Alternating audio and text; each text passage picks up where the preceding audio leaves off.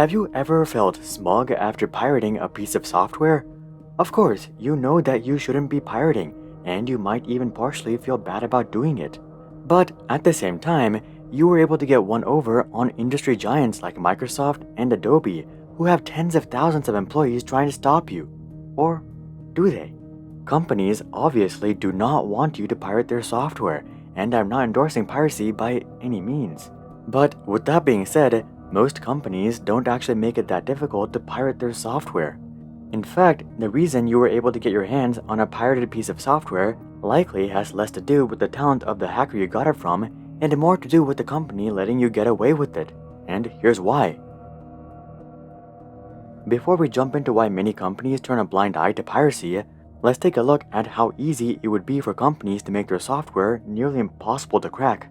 One of the easiest ways companies can prevent piracy is by making their software critically reliant on their own servers. Take a look at something like Clash Royale or Fortnite. These games are free, so there's no reason to pirate them. But even if they cost money, pirating the software itself would basically be useless. You won't be able to play these games without accessing the company's servers, and it's basically impossible to access their servers without a legitimate copy of the game. Another example of this is streaming services like Netflix and Disney+. Downloading the Netflix or Disney Plus app is not going to let you access any of their content. Now, of course, I'm sure there are crazy hackers around the world who have managed to get past these servers. But these workarounds never become popular online because the second it does, the companies will patch it. Another simple way companies can shut down piracy is through encryption and tamper-proofing. Tamper-proofed software will instantly shut down and stop working the second that the source code is modified. Companies can throw on some encryption on top of this to make it extremely difficult for hackers to even decrypt what is written in the source code. Let's say a hacker spends 6 months decrypting the software and then working around the tamper-proofing. The second the hacker shares it online, the company can look at how the hacker worked around the system. After that, they can switch encryption protocols and patch the crack basically overnight. It would take them a week at max to erase 6 months of the hacker's work. At this point, the hacker is just helping the company improve its security protocol for free. As you can see, it's not that hard for companies to make their software nearly impenetrable. And many of the biggest companies around us do exactly this. When was the last time you heard of someone pirating iOS, or the Bloomberg Terminal, or AutoCAD, or Blackrock's Aladdin? When was the last time the iPhone's passcode lock was cracked? I mean, it literally took the FBI themselves 13 years to crack the iPhone passcode lock. They did eventually get it though, so I'm not saying that it's impossible. But companies can easily make it nearly impossible, and many companies do. Yet 91% of PCs sold in India run on a pirated copy of Windows 10, and 58% of all Photoshop users use pirated software. So what's up with this? Well, the first reason many companies turn a blind eye to piracy is that they treat it like a low-cost investment. When Bill Gates was asked about his thoughts on piracy, he responded that the prevalence of piracy was terrible. But at the same time, he also said that tolerating piracy turned out to be Microsoft's best long-term strategy. Here's the thing, whenever someone pirates a piece of software, they get used to the software, whether that be Photoshop or Microsoft Office.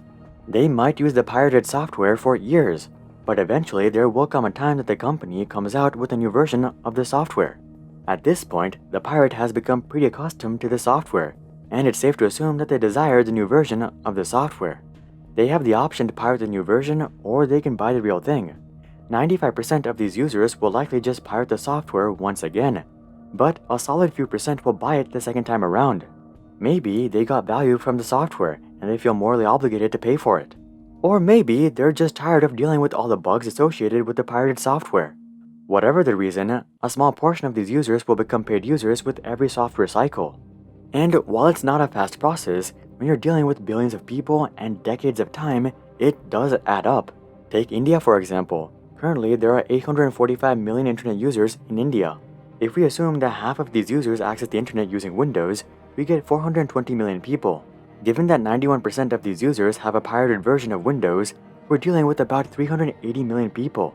Even if just 2% of these users convert to legal users, that's 7.6 million additional users. If Microsoft releases 2 Windows versions per decade, we're looking at 15.2 million new customers every decade. Something else to consider is that the main reason people pirate software is because they can't afford it.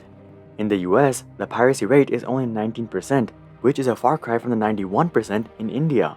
But when you think about it, it's way easier for Americans to pirate software. They're generally more familiar with computers, they have better internet access, and they have more resources. Yet, most Americans do not pirate software because they see it as more of a hassle as opposed to a way to save money. When you're spending thousands of hours on your computer every year, it makes sense to spend some extra cash and secure a legitimate version of Windows. Unfortunately, most people in India and China do not currently have the luxury of doing this, but this will change.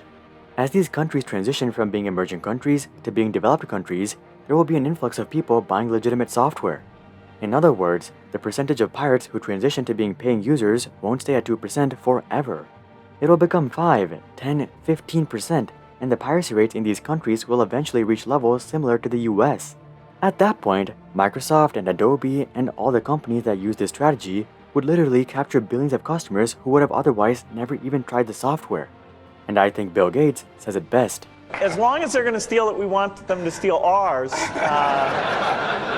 They sort of get addicted, and then we somehow figure out how to collect sometime in the next decade. So it's a great place to be involved in. Now, this strategy does not work for every company or every product, and that's why some companies prefer to keep their software difficult to pirate. For example, the Bloomberg Terminal costs $2,000 per month. Letting people pirate the terminal isn't going to do Bloomberg any good, as basically none of the pirates will ever become legitimate users at those prices. Similarly, Apple makes money by selling iPhones, not selling iOS. If they let people easily get their hands on iOS, more people may become addicted to iOS and end up buying an iPhone. But this would also make the iOS experience not unique and tailored to iPhones, which would go against Apple's branding. So Apple usually tends to regulate piracy quite strictly. Anyway, the other reason that some companies take it easy on pirates is market share. At the end of the day, even if a pirate doesn't translate to a paying user, that pirate is still one less user that your competitor does not have. In the case of Microsoft, minimizing the number of people using the competition was particularly important due to the existence of Linux. Many people swear by Linux and claim that it's way better than Windows. I've never used Linux, but considering that Microsoft gave in on the cloud market and uses Linux to run Azure, I think it's pretty safe to assume that Linux is quite good. Even if Linux is only 70 or 80% as good as Windows, when you consider that Linux is free, Linux blows Windows out of the water. If Microsoft didn't make it easy to get away with pirating Windows, the first thing users would have done is go with Linux. Today, Android has a 95% market share in India, and I suspect that Linux would hold a very similar market share today across developing countries if Windows was hard to pirate.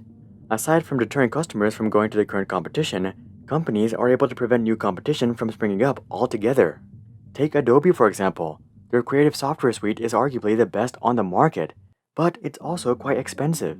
This creates a great opportunity for potential competitors to make a second-grade product that's substantially cheaper. However, given the relative ease of pirating Adobe software, very few consumers would consider it anything else. You either pirate Premiere Pro or you pay for it. There is no middle ground. Apple has been able to carve out a decent market share for themselves with Final Cut Pro, thanks to their loyal fanbase and tailored software. But everyone else like Sony Vegas basically got cut out. And that brings us to the final reason that some companies tolerate piracy, which is alternate modes of monetization. As the internet and technology continue to advance, we see more and more creative methods to monetize users. I mean, just take a look at Google and Facebook. All of the services they offer are free to the end user, yet they're both trillion-dollar companies. Just because someone didn't pay to use Windows doesn't mean that Microsoft can't make any money from that user. Microsoft doesn't sell user data, but they do leverage user data for targeted advertising, which of course makes them money. At the end of the day, pirating is a crime and you should not do it. With that being said though, companies realize that there will always be a market that's looking to get software for free. Some companies block out this market by making it nearly impossible to pirate their software. This makes sense for commercial products that are mainly used by corporations and institutions. When it comes to consumer products, however, tolerating piracy is often beneficial for the company long term. Tolerating piracy allows for software to be exposed around the world and makes it extremely difficult for competitors to carve out market share. Hopefully, these pirates eventually turn into paying customers. But even if they don't, companies have figured out several alternative methods to monetize these users and to minimize losses. Now again, none of this gives you a free pass to pirate software, but this is why some companies tolerate pirating and why you're not a genius for pirating software. The ease was by design. Have you guys ever pirated any software? Comment "I'm clean" if you have. Also, drop a like if you're grateful for Microsoft and Adobe's policy of toleration. And of course, consider joining our Discord community to suggest future video ideas and consider subscribing to see more questions logically answered. But until then, I'm Hari, and I'll see you guys on the next one.